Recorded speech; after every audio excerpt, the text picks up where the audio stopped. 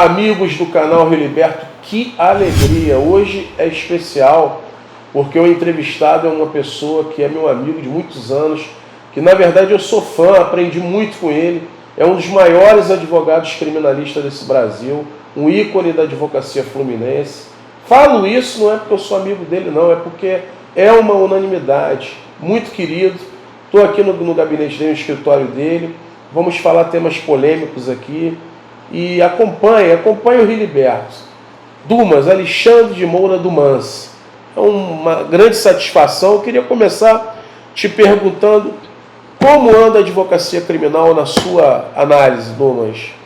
Bom, primeiramente quero agradecer o convite e respondendo a pergunta, eu diria que a advocacia criminal no nosso país anda, eu diria, ameaçada. De um modo geral, ameaçada. A atividade da advocacia criminal, em certos momentos, é criminalizada pelo Ministério Público, é criminalizada pela Justiça, e a gente percebe determinados projetos de leis que buscam fazer com que o advogado denuncie seu próprio cliente no COAF e coisas assim. Quer dizer, o que se pode dizer é que a advocacia criminal não vai bem. E quando a advocacia criminal de um país não vai bem, é porque o seu desenvolvimento como país civilizado também não vai bem. Muito bem colocado, Dumas. Inclusive, eu também já te pergunto e já faço uma colocação, é algo absurdo, surreal, você querer passar um projeto de lei dizendo que o advogado criminal ou advogado civilista também possa ser obrigado a saber a origem do dinheiro, dos honorários que ele recebe do cliente dele. Se for assim, vamos exigir do médico também anestesista que recebe dinheiro, ele sabe perquirir de onde vem os honorários que ele recebe. A própria justiça que recolhe as custas vai passar a querer saber de onde vem aquele dinheiro que está sendo recolhido às custas. Isso não é papel do advogado. O advogado presta um serviço relevante, né? A advocacia criminal está intimamente ligada à história da democracia. Quando você torna a advocacia criminal fraca, você está tornando também uma democracia e um país fraco. Não sei se você concorda, Dumas. Concordo plenamente. É evidente que a advocacia criminal representa, de certa maneira, a possibilidade de liberdade, de resistência ao poder punitivo do Estado. Nós temos que levar em conta que o propósito do direito penal, da dogmática do direito penal, do estudo do direito penal, o maior propósito dele é exatamente a redução do poder punitivo, a contenção do poder punitivo, e não a sua expansão. O direito penal não é uma coisa sadia, a prisão não é sadia, ela não é positiva. Ela é o recurso que os Estados encontraram até hoje para punir os delitos, mas evidentemente que não é uma coisa sadia. Quanto menos direito penal houver, mais civilizada será aquela sociedade. Perfeito. Inclusive, professor Dumas, grande advogado Alexandre de Moura Dumas, existe uma teoria alemã chamada direito penal simbólico, né, que parece que se aplica um pouco aqui no Brasil. Normalmente, quando se fala que estão sendo feitas várias leis, você vê que criaram a figura do feminicídio e parece que não surtiu efeito algum, justamente para causar essa sensação na sociedade de que um aumento de pena, de que a repressão, não que não tenha que ter repressão, lógico que tem que ter, mas isso só não basta, né, Dumas? Nós temos que ter também projetos preventivos, de educação. Não adianta construir presídio e mais presídio se você não dá educação na base para essas crianças. Eu não sei se você concorda com esse meu raciocínio. Isso há uma unanimidade nesse aspecto, no sentido de que a educação é a base de tudo. Não há dúvida nenhuma que se ao invés de construirmos presídios, grandes fóruns e grandes espaços para a solução de litígios, estivéssemos construindo hospitais e escolas, se os CIEPs tivessem se desenvolvido, hoje nós teríamos uma geração diferente no nosso país. Com certeza. A gente aqui, eu pelo menos me conceituo assim, não estou querendo dizer que não tem que haver a prisão daqueles crimes hediondos, aqueles crimes bárbaros, e até os crimes contra, por exemplo, agora a saúde da população, né, os respiradores, essas questões aí. Eu acho que essa galera tinha que pagar sim, cumprir, mas o que nós estamos a falar é que um país sem educação, sem atingir a base que é essa criançada, só construindo presídio, isso aí não vai chegar a lugar nenhum.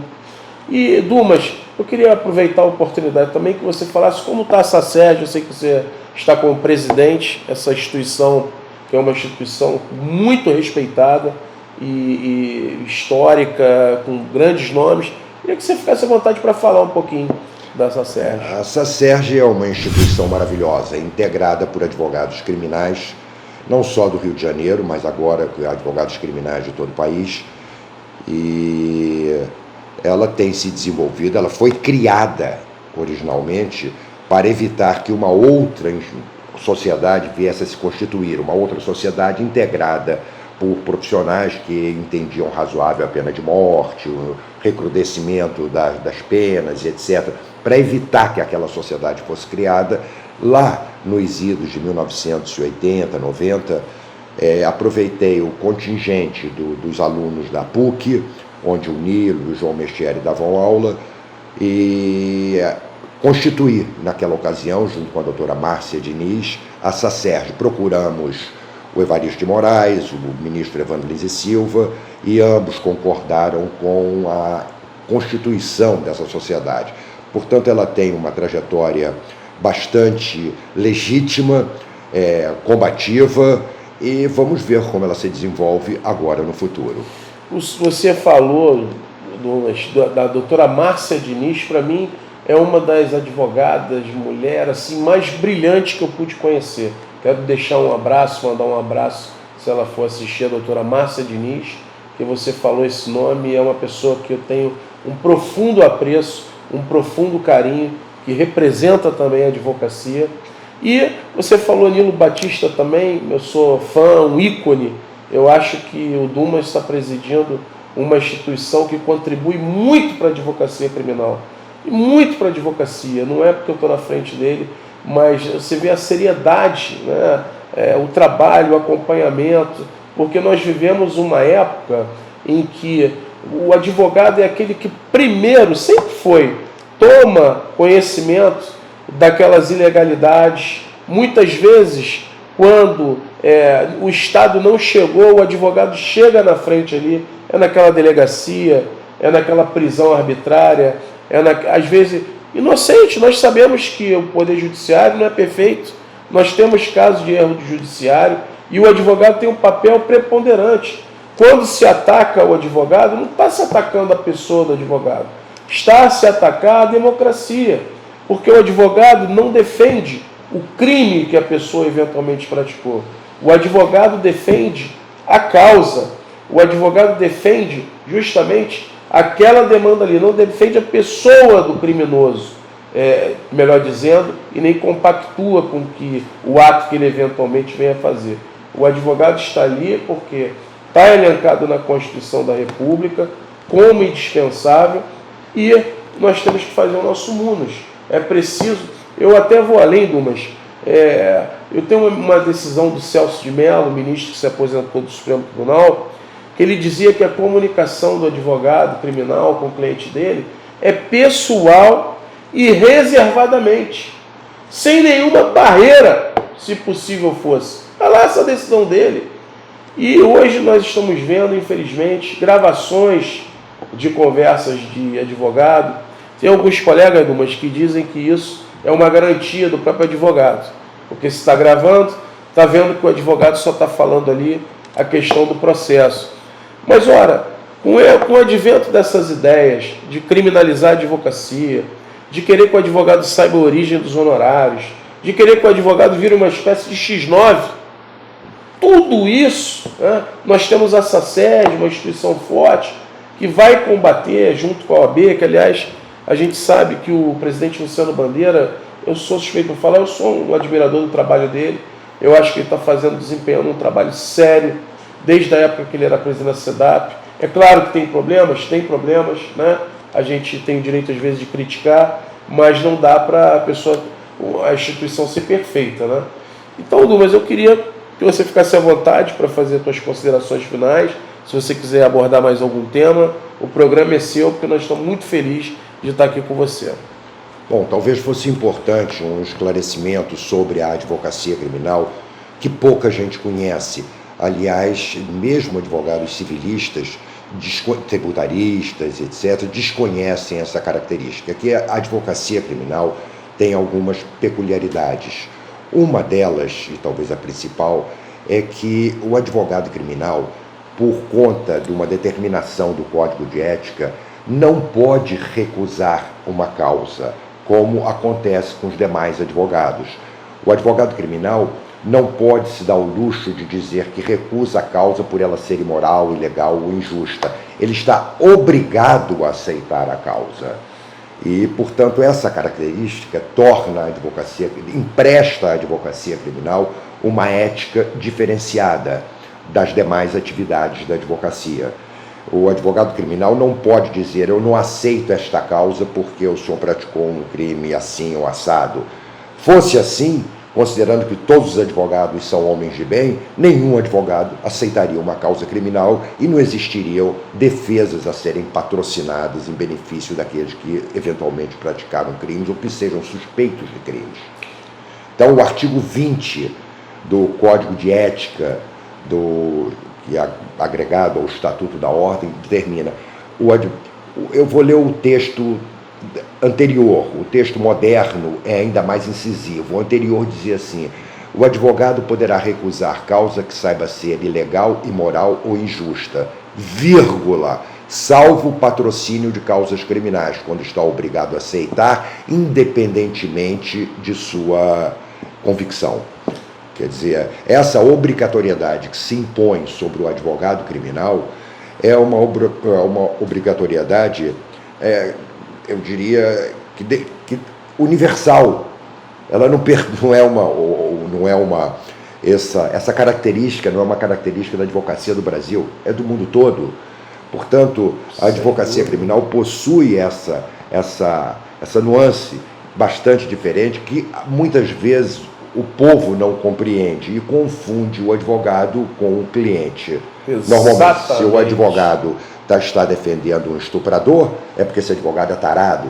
Se o advogado está defendendo um traficante, é porque o traficante ele é.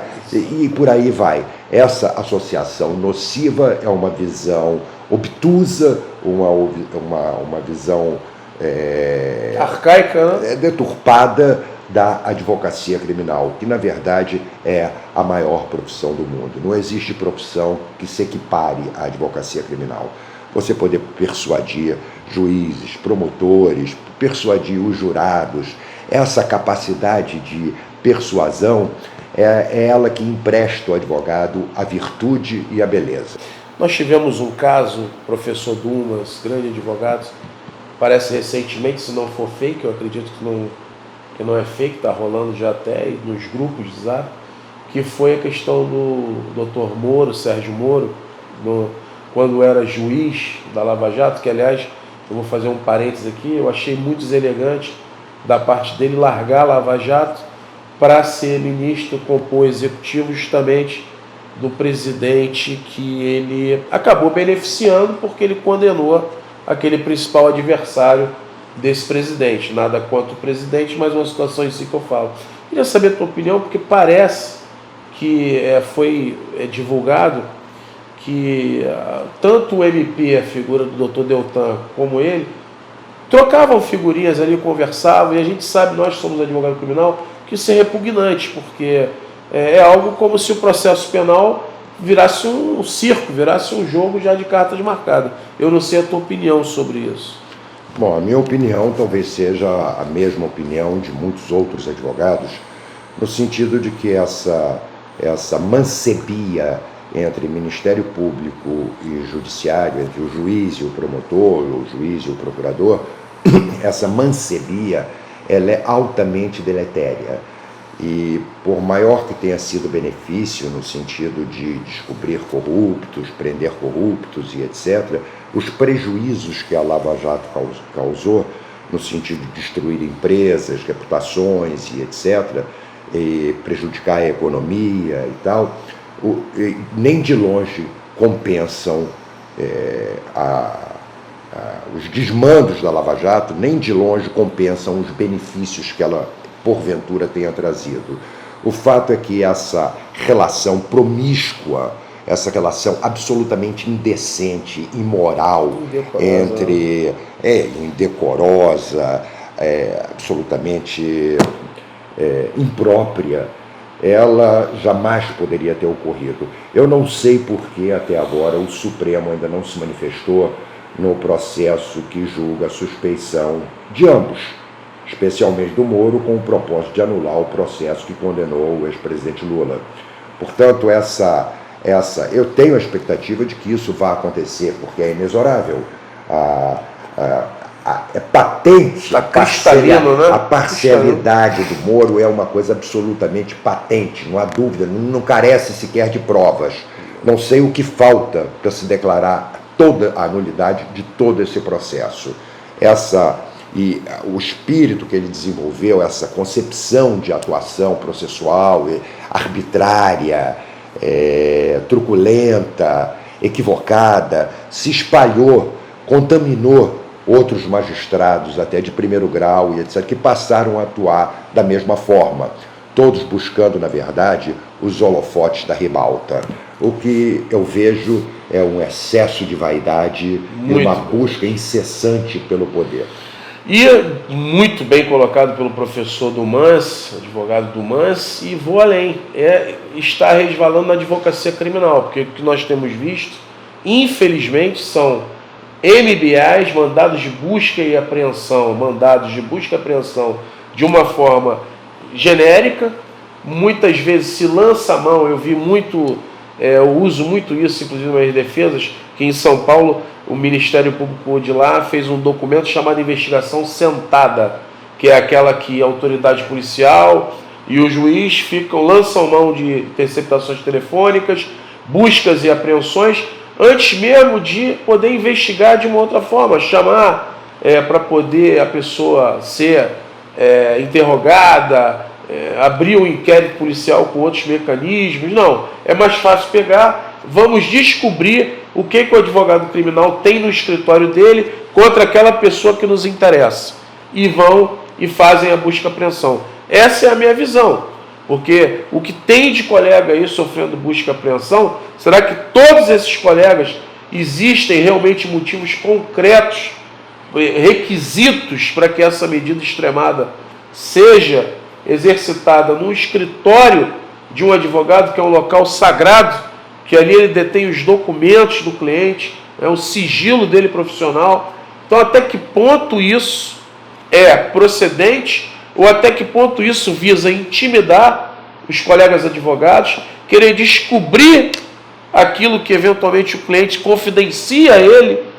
Então isso é muito sério, porque quando se atenta ao advogado criminal, está se atentando à democracia. Daqui a pouco não vai ter mais advogado criminal, ninguém vai querer mais ser advogado criminal, porque sofre busca e apreensão toda hora no seu escritório, porque tem a polícia na porta do seu escritório. E a gente sabe que não é assim. Os profissionais, claro, tem profissionais que excedem o seu dever, né, que esses sejam averiguados e punidos. Agora, a grande maioria está nos seus escritórios para cumprir o seu papel. Não vamos confundir. É isso. Eu queria te perguntar mais uma coisa também, em respeito à Ordem dos Advogados. Qual é a sua visão? O que você está achando da administração aqui da OAB no Rio? Você tem a falar sobre a OAB, essa pandemia que afetou os advogados, essa questão toda do judiciário que acabou tendo que não estar presencial. A gente sabe que o tribunal do júri é um ato que não tem como ser virtual, né? Tem que ser presencial. Se você quiser falar um pouco disso aí, eu queria que você ficasse à vontade para falar. Bom, primeiro pegar o que você falou em primeiro lugar, o estado de polícia que vem crescendo incessantemente entre nós. Nós temos que fazer com que o Estado de Direito se sobreponha ao Estado de Polícia. E quando o Estado de Polícia começa a emergir e atuar com a sanha que atua contra advogados e contra políticos também, contra todos, criminalizando não só a advocacia, como a própria política também, e, enfim, isso é absolutamente danoso. O Estado de Polícia tem que ser contido, e no nosso país esse Estado de Polícia tem avançado cada dia mais. Isso é realmente uma preocupação. No que diz respeito à advocacia, durante a pandemia, muitos advogados estão até se redescobrindo como advogar, através de computadores, através dos sistemas eletrônicos, e estão se reinventando.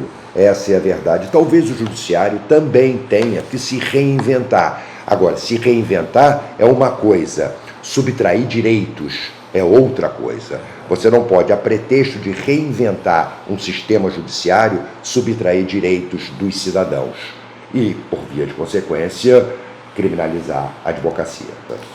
Que bonito, você vê que orgulho, para mim pessoalmente, que também sou advogado criminal, estou apresentador desse canal que vem crescendo, e é um entrevistado assim que eu tenho até que me segurar, porque realmente é uma pessoa importante para a minha carreira. Eu me espelhei muito como advogado criminal, é respeitado em toda classe, em toda a OAB, os advogados respeitam muito o Dr. Dumans, e nós estamos muito felizes, porque essa aula de ser humano, essa aula de direito penal, essa aula de deontologia, de Estatuto da Advocacia, aprendemos que essa SACERJ está do lado do advogado criminal, é uma instituição composta por pessoas como a doutora Márcia Diniz, que eu tenho maior apreço. Então são vários nomes, e o Dumans como presidente. Se você tiver qualquer dúvida, nós vamos passar o link da SACERJ, você é advogado criminal, para poder conhecer, né? E é isso, a gente está muito feliz. Eu teria muito mais coisas a conversar com o Dr. Dumans, mas o programa tem um tempo e eu vou voltar mais vezes. Eu agradeço muito e estou muito feliz por ter prestado essa entrevista. Eu que agradeço, e um grande abraço a todos os telespectadores do Rio Liberta.